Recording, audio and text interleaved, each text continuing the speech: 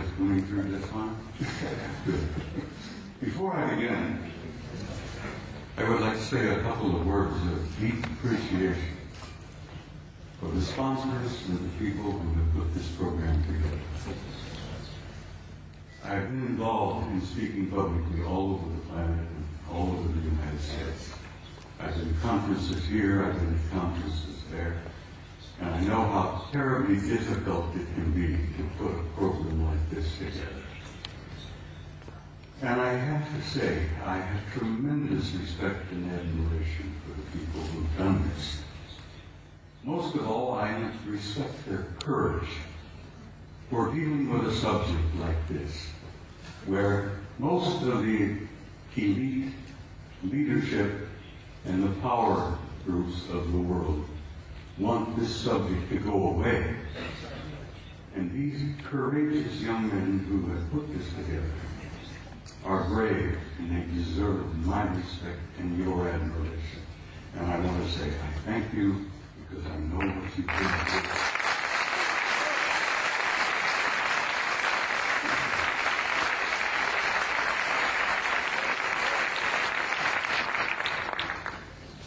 Now, I must explain something else to you.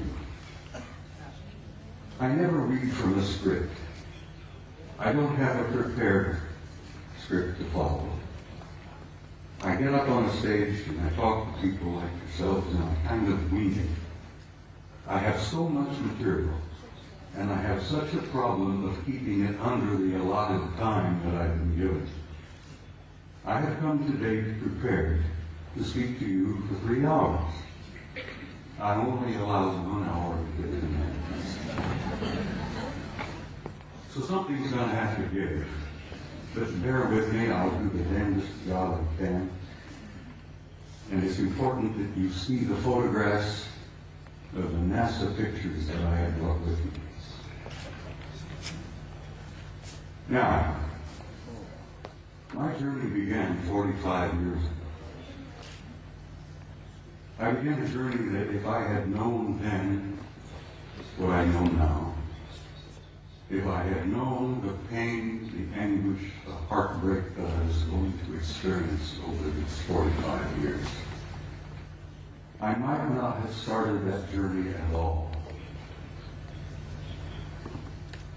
But here I am in Barcelona in 2009 with some of the most delightful people I have ever met. And looking back, I find that the journey was worth the effort. It was worth the pain, it was worth the heartbreak. And I'm delighted to be here. And I'm delighted to see all of you out there. And this is such an encouragement to me that people are beginning to demand the truth. They know they've been lied to from the very beginning. And they want to know. And I'm going to here this afternoon hopefully contribute one small measure to helping you understand and helping you know. Most of my adult life, or most of my first part of my adult life, I was a professional soldier. I was in the Army. I joined the Army in 1950 to avoid the draft. Ended up going to Officers Candidate School, and so help me God, while I was going to OCS at Fort Riley, Kansas, the North Koreans invaded South Korea, and the next thing I know, I'm on the front lines of Korea being shot at by a bunch of pissed-off Chinese and North Koreans who tried to kill me. And I had nothing against them. I didn't want to kill them. Here I am, 1951, leading combat troops in Korea in one of the bloodiest wars we've ever had. And the rest, I guess you could say, is history. I led combat troops in Korea in 1951. I spent 27 years on active duty, and I also was involved in the war in Southeast Asia in 1970. Where I was part of an organization that gathered intelligence in the jungles of Southeast Asia, South Vietnam, Laos, Cambodia. And let me tell you, some of those years were rather harrowing. The most harrowing experience I was to have was when I was assigned to Paris, France in 1963 to what we considered in those days a plush assignment, a plum assignment. I was able to go to Paris, France, take my family with me, and my children went to high school in Paris. And as I said, it was a plum assignment. I had no idea what I was to find when I got there. When I arrived in the summer of 1963, I arrived with a top secret clearance. When I arrived at Supreme Headquarters Allied Powers in Europe, which was located at that time at a small town known as Roquencourt, right outside of Paris, my security clearance was upgraded to cosmic top secret, which was then and still is today the highest level of security classification that NATO has. I had to have a cosmic top secret clearance to work in SHOC, Supreme Headquarters Operations Center, the War Room. I was a senior master sergeant at the time, and when I was assigned in SHOC, I was given the job of maintaining the duty roster. We worked on a 24-hour basis, day after day after day. And I was given the job of running the duty rosters, and I worked in SHOC. And back in those days, let me tell you, the war rooms were somewhat primitive. You've seen pictures today, I'm sure, of the control centers of most major installations like SAC in Colorado Springs. Everything is electronic. Everything is demonstrated on the wall, extensions just like this beautiful stuff here. Back in those days, we had teletype, we had field telephones, and if we wanted something on the display, we had to go up and take a pin and put it on the wall and show the controllers where this division was, where that Soviet regiment was, and so on and so on. Very primitive. When I arrived in the summer of 1963, I heard rumors about a study that was underway. Now, it interested me because the study was about UFOs. And I was intrigued by that possibility. I was curious about UFOs, had no idea then what they were, what they represented. But we used to discuss this in SHOC, in the war room. The study was underway. What was it about? What happened? Well, it appears that on the morning of the 2nd of February, 1961, World War III almost began. And it was involved in the flyover of large numbers of circular metallic craft, flying in formation, very obviously under intelligent control. And they would fly out of the Soviet sector in the Warsaw Pact toward the west, in formation, at a high rate of speed, and a very high altitude. And they would turn north over the English Channel, over the southern coast of England, and then they would disappear off of NATO radar over the Norwegian Sea. On that morning of 2nd February 1961, World War III almost began. The Soviets went on regular, the NATO forces went on regular, everybody was, fingers on their triggers, thumbs poised above those red buttons. And World War III was just moments away. Within 20 minutes, it was all over. The objects flew, turned north, disappeared off radar. It was all over.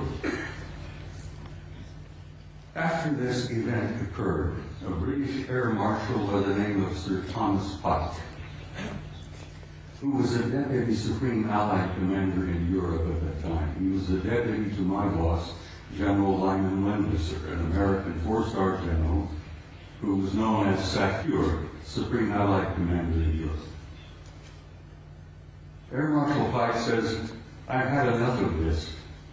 These objects had been showing up regularly from time to time. And as I said, they almost triggered a war. Air Marshal Pike said, we're going to have to come to terms and find out what the hell's going on here. I want to know. So he began a study. He initiated a study in Sheikh headquarters that was to last 3 years. They published it and they issued it in the summer of 1964 while I was there working in the war room. They titled it An Assessment, an evaluation of a possible military threat to Allied forces in Europe. So it had from a title, just couldn't learn very much about that. An assessment, an evaluation of a possible military threat to Allied forces in Europe. I was working in the war room one early morning around 2 or 3 o'clock, and as I jokingly used to refer to it, the coffee was too black to drink. We read all the newspapers, magazines. Many of you have heard military life is about 99% boredom, broken up with 1% of sheer terror. And that's the way it used to be, and that's the way it probably is used today.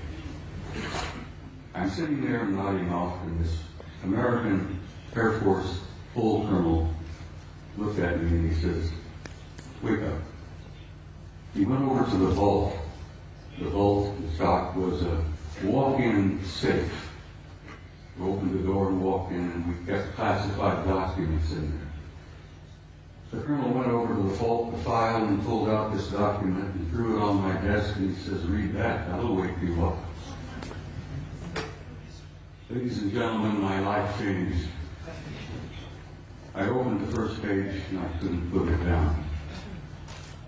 I read and read and read, and I read it every time I was on duty in the war room. I was shocked, I was stunned by the implications of what I read in that study. And as I said, my life has never been ever quite the same. The study, briefly, and I have to briefly lay this out. I could talk for 2 hours about this, but the study simply concluded this. Is there a threat to Allied forces in Europe? Apparently not. They concluded that the planet Earth and the human race had been under some kind of survey or observation going on for hundreds, if not thousands of years. They concluded in 1964 that there were at least 4 different groups coming here, observing us, surveying us, analyzing us, closely watching us, what we were up to, what we were doing. They concluded that there did not appear to be a military threat involved because the repeated demonstrations of incredibly advanced technology demonstrated to us that if they had been hostile or malevolent, there was absolutely nothing we could do. If they were evil in their intent and they were hostile toward us, it would have been over a long time ago. So, the conclusion was there were 4 different groups involved. They had been coming here for a very, very long time. Apparently, they were not malevolent or hostile. The question was, what the hell are they doing here? Why are they here? And why are they interested in us? Well, they did not know in 1964 what their agenda or their motives were. And I will tell you honestly and frankly that even today, our authorities, our senior military, our national security people, still don't totally grasp what their motives are, what their agendas are. So this study in 1964 was simply a beginning for me. As I said, I was never quite be the same again. I jokingly say I used to be a normal human being. And after I read that study and launched on my 45 years of research, I lost all aspects of normality. I will be frank and tell you that over the years of my study and the material that I've learned and gathered has brought about in me a complete destruction of my old world view, my old world paradigm, the world view that I held since I was a kid, growing up. Everything made sense, I knew why we were here, where we were going, what was taking place. After I spent 45 years on this, it all collapsed around my knees. That was the destructive aspect of my personality. That was the part that changed me completely from the kind of human being that I had been before and to the kind of human being I am today. Ladies and gentlemen, I am totally alienated